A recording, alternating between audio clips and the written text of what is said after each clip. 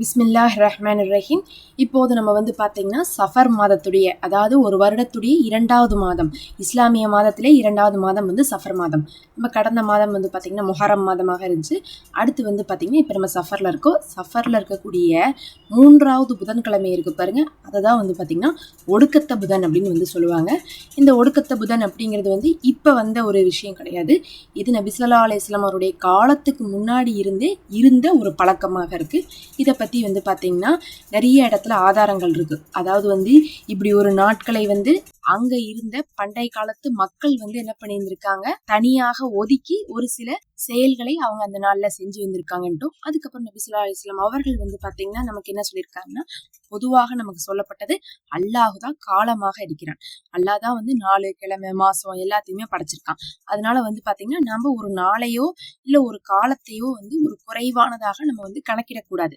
ஆனா இந்த சஃபருடைய புதன்கிழமை அப்படிங்கிறது பண்டைய காலத்துல, அதாவது பாத்தீங்கன்னா அங்கிருந்த அரபியர்கள், அந்த அரபியர்கள் எப்படி இருந்தாங்கன்னா, மக்கத்து அரபியர்கள்லாம் ஆரம்பத்துல இந்த நாள் ஒரு துரதிருஷ்டவசமான நாள் அப்படின்னு, இந்த நாள்ல நிறைய பாத்தீங்கன்னா ஆபத்துகளும் இறங்கும், முஷீபத்துகளும் அண்டக்கூடிய நாளா இருக்குன்னு சொல்லிட்டு அவர்கள் பின்பற்றி வந்தாங்க. ஆனா அதுக்கப்புறம் நபி ஸல்லல்லாஹு அலைஹி வஸல்லம் அவருடைய காலத்துல பார்க்கும்போது நமக்கு பாத்தீங்கன்னா எல்லா நாளுமே நமக்கு அல்லாஹுடைய நாட்டம் இல்லாம எதுவுமே நடக்காது.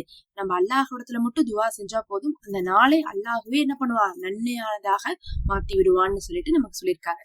அதே சமயத்துல முகமது நபி ஸல்லல்லாஹு அலைஹி வஸல்லம் அவர்களுக்கு கடைசியாக நோயிட்டு இருந்தாங்க பாருங்க, அந்த நோய் வந்ததும் இந்த நாட்கள்ல தான் அப்படின்னு சொல்லப்படுது. இது இல்லாம அவர்கள் மேல பாத்தீங்கன்னா என்ன பண்ணியிருந்தாங்கன்னா, செய்வினையை அங்கிருந்த ஊர்வாசிகள் ஏவி விட்டு இருந்தாங்க.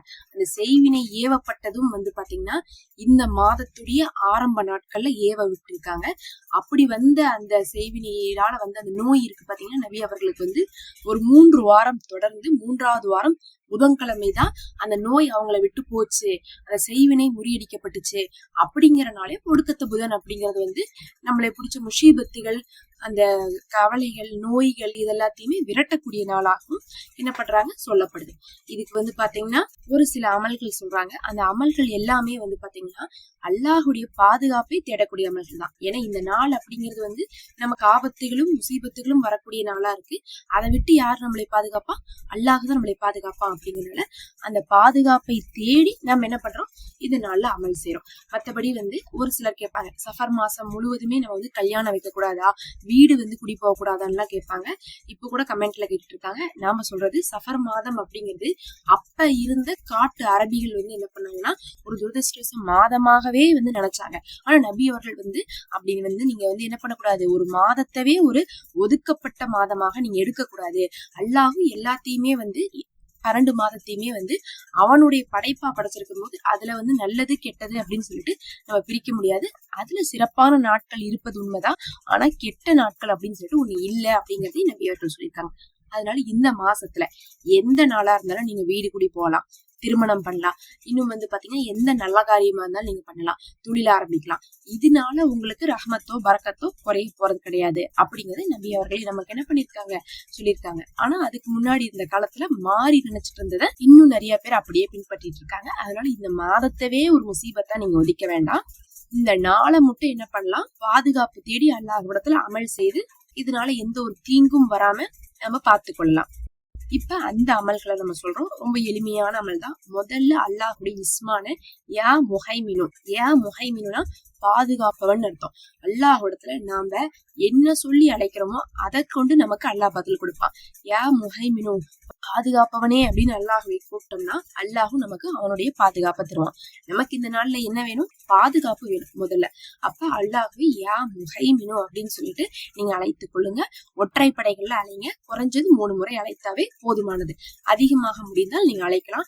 அதிகமாக ஓதுவதை விடவும் உணர்ந்து ஓதுவதுதான் சிறந்தது.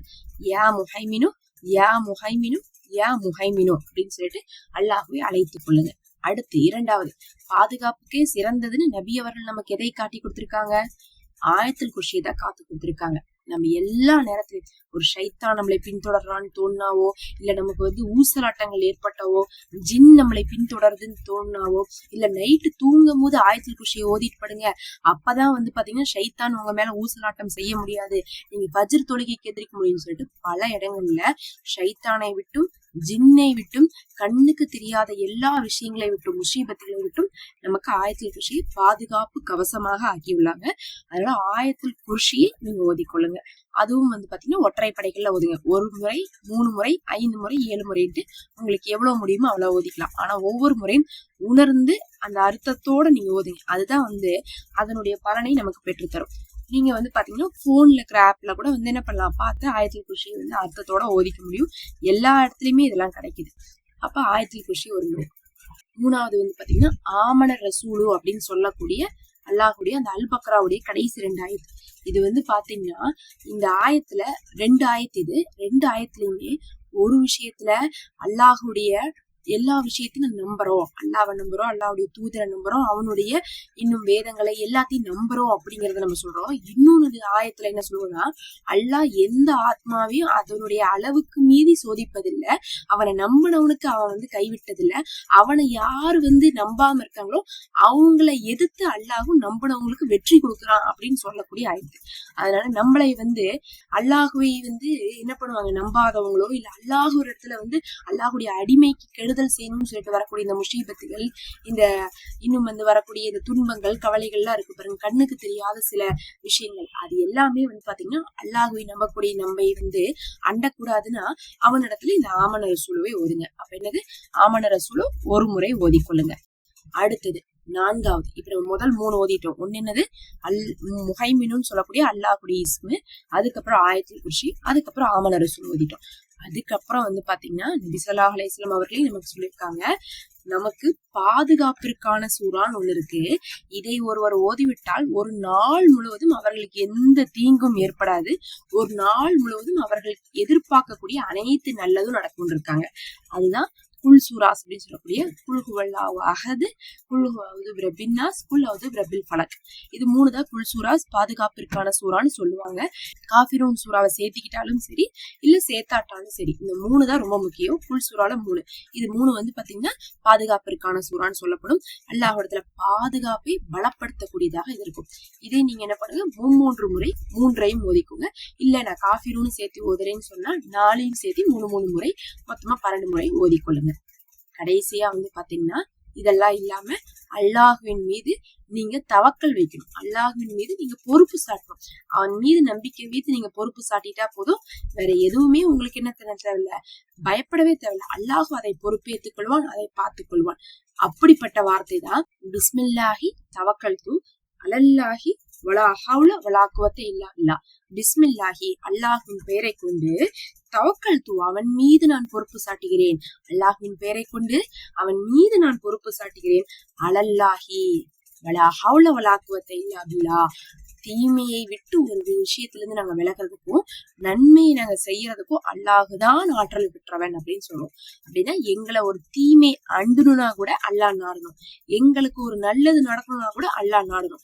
அப்ப நான் எதுக்கு அந்த தீமையை பார்த்து பயப்படணும், நான் அல்லாட்ட துவா செஞ்சுக்கிறேன் அப்படிங்கறதா இந்த ஆயத்துடைய ஒரு சாராம்சமா இருக்கு. இதை ஓதுங்க, தீமை விலகி நன்மை பெருகும், உங்களுக்கு எந்த முஷீபத்து வராது. நம்ம சேனல்ல மெம்பர்ஷிப் இருக்கு, ஒரு ஹதியாவாக நீங்க ஜாயின் பண்ணிக்கோங்க. உங்களுக்காக நாங்க துவா செய்றோம்.